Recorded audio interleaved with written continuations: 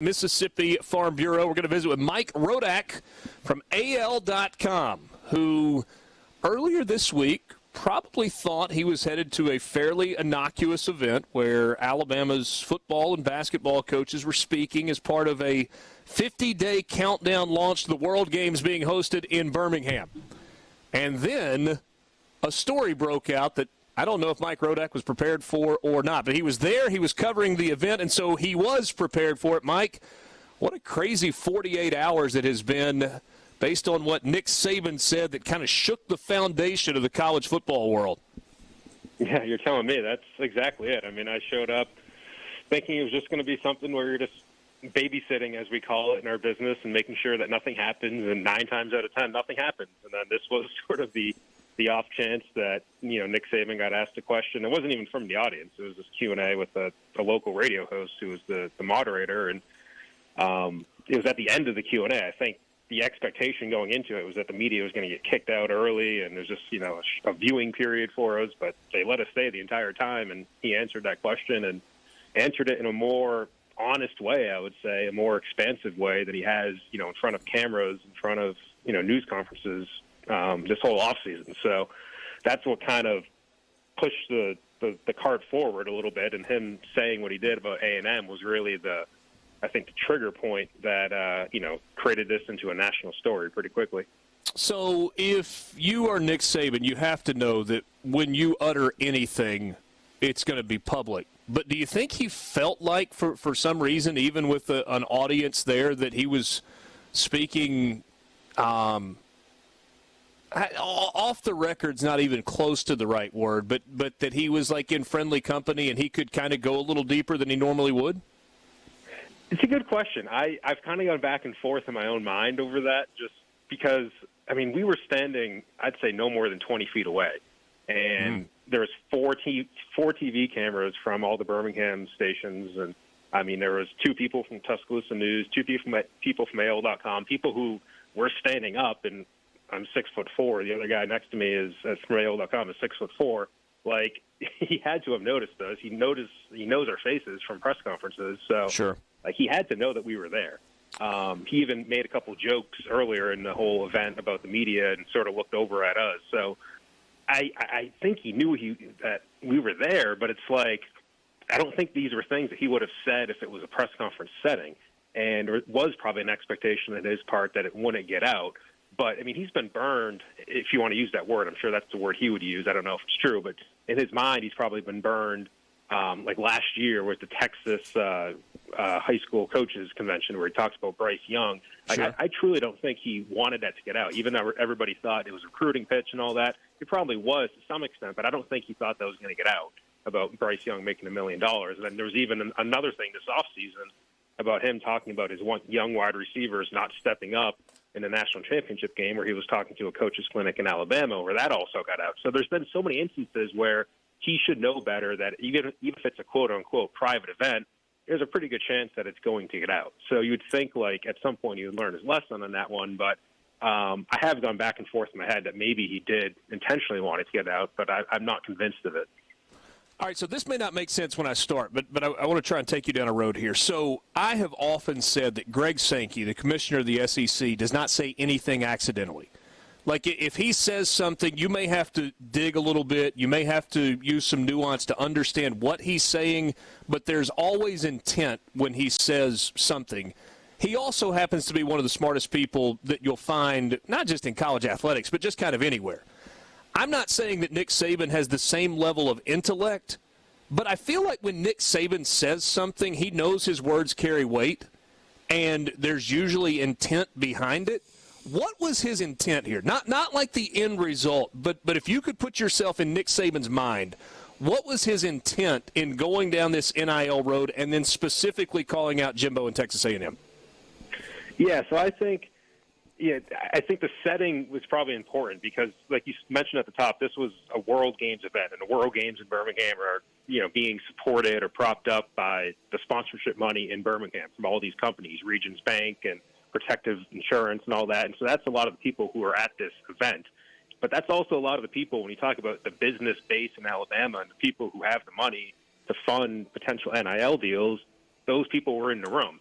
So I think that's part of his audience when he's talking about NIL, and I'm sure there's a reason why the topic was broached to begin with as part of this question and answer session, was as a way of him saying, like, if we don't do something, we could fall behind. And in fact, like, Nate Oates, the basketball coach, right before that, gave an answer where he basically used those words, like, we could fall behind if we don't get more NIL support. I think Nick Saban was just basically saying the same thing in a little bit different way. And I think that's sort of the fear, the anxiety that these coaches have at Alabama is, you know, there could be a day where they can't be on top in recruiting because you have USC in Los Angeles and all the money that's out there. You have Miami with a billionaire who's backing that team. You have A&M, which is drawing all the money in Houston and Dallas and all that. In Alabama, I mean, there's a lot of support for Alabama athletics, but there's just not the financial business base in the state that there are in some of those other states. And I think that's a legitimate fear that is around that program, and I think that's what Nick Saban was trying to get at, was we might need some more help here, guys. And again, I think that's probably his intent, but I don't know if there was this grand master plan on his part to say this about A&M and have it get out on a national scale.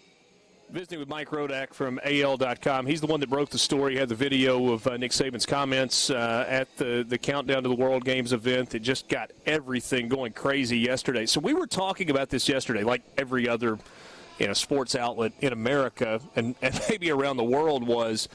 And I thought there was a bad take from a lot of people about, because of what he's done in the past, about, oh, this is a warning shot from Nick Saban to other coaches. Michael Borky made a great point, I thought, yesterday, where, and I think it's kind of what you were talking about just a second ago. He said this was a call to action from Nick Saban. Based, kind of extrapolating on what you said just a second ago, is that how you view this? Is this was Nick Saban saying to those people in the room and the other people that needed to hear it, hey, we got to have more from you? Yeah, I think it's more of that. 'Cause I know the default answer for a lot of Alabama fans, or the default analysis from them, is, Nick Saban warns people about no-huddle offenses or warns people about the transfer portal and says, you guys don't want this, but this is what's going to happen if we can take advantage of it. I think Alabama could take advantage of those things pretty well, but I'm not as convinced that they can take advantage of NIL as well as other schools can. I mean, I think they're at a disadvantage just because of, like I just said, there's not that business base of financial support within Alabama as there are in some other places around college football. So that's a problem for them. I don't think they can just simply overcome that. I don't think Nick Saban's coaching intellect or Nick Saban's coaching ability can overcome that. He can be the GOAT or the wizard or whatever people want to call him. I don't know if that changes just the financial aspect. And that's what he's saying, is he can recruit the heck out of these guys, but if they get offered more to go somewhere else, it's not going to matter. And I think that's sort of the alarm bell that he was trying to ring the other night. Only about a minute and a half left, Mike. We get the public reprimands from Greg Sankey, which mean absolutely nothing. Nick Saban goes on a national satellite show yesterday and kind of walks it back a little bit, not a lot. Where does this story go now? I mean, you got SEC meetings coming up in Destin next week, and then we get into the summer and media days. What's next? Yeah, I think it will quiet down. I think the SEC is going to do their very best to not have it be the big story in Destin. I think, there will be minimal opportunities for us to talk to some of these guys because they just don't think that they'll need to do it. With that said, I think there might be some things that are said behind closed doors, which then leak out to some national reporters, and then there's stories from that. But I don't know if Nick Saban's going to be holding this grand press conference talking about all of it, or Jimbo again. I think they're going to try to avoid that. But I mean, I think the biggest unanswered question for me is just like, Jimbo made 10 different accusations about Nick Saban, saying that people need to look into him and look into his past. Who does that? Is it the NCAA? Is it journalists?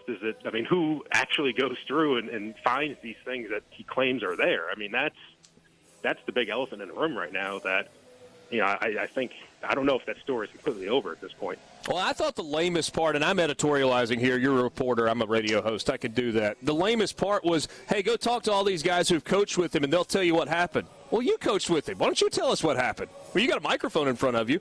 Seems like that would have made some sense, but he didn't want to do that. Yeah, and he said he doesn't back down from confrontation either, but he didn't really go as far as to actually provide what he was saying. That was the... Yeah, he also said he doesn't lie and cheat. So... Yeah. Mike, thanks so much. Great work this week. I know it went from, what you said, from babysitting to absolute craziness. Good work. We appreciate the time.